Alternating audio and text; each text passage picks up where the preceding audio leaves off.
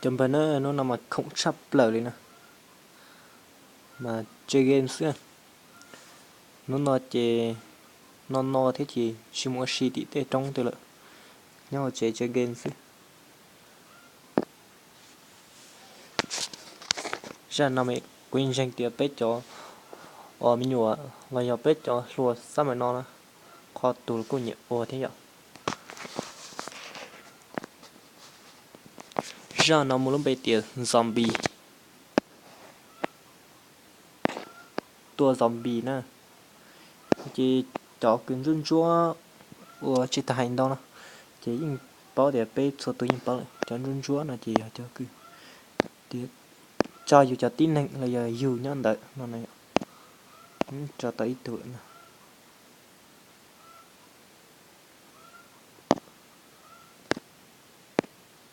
cho tụ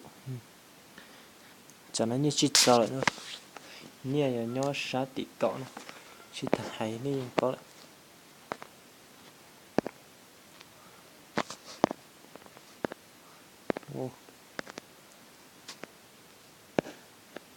zombie tôi lên đó nữa rồi nó mà nên sao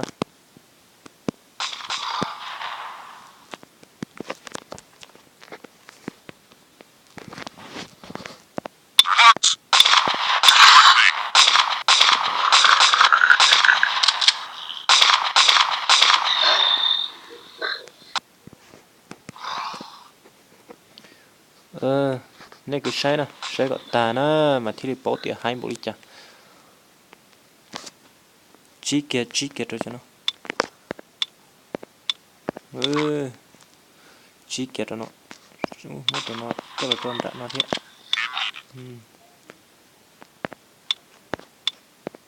chi kia rồi nó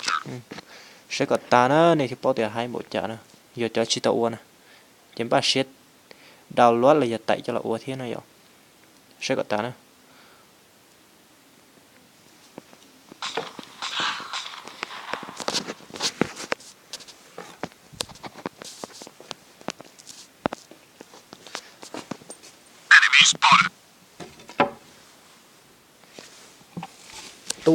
tua lên ta Supply crate available.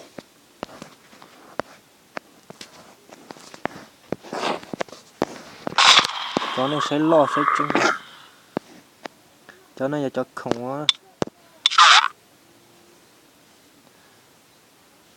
Supply crate collected.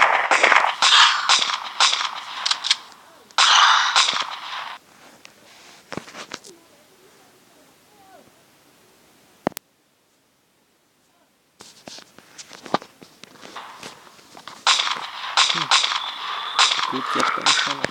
nó cút cho ra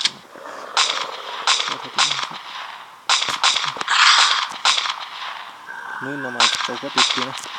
này sai sâu quá tiệt tiệt chỉ dùng cái xí cái con này Enemy spotted.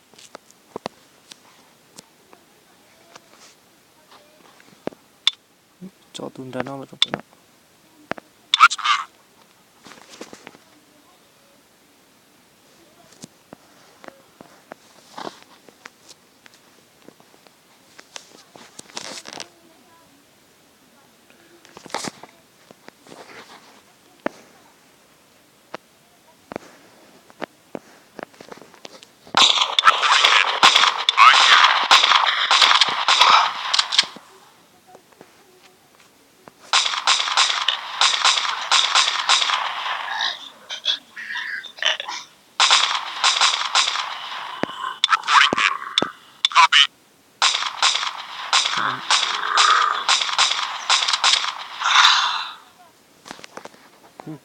là uli nó xí bây giờ bây giờ cho sẽ để tôi sẽ chỉ ra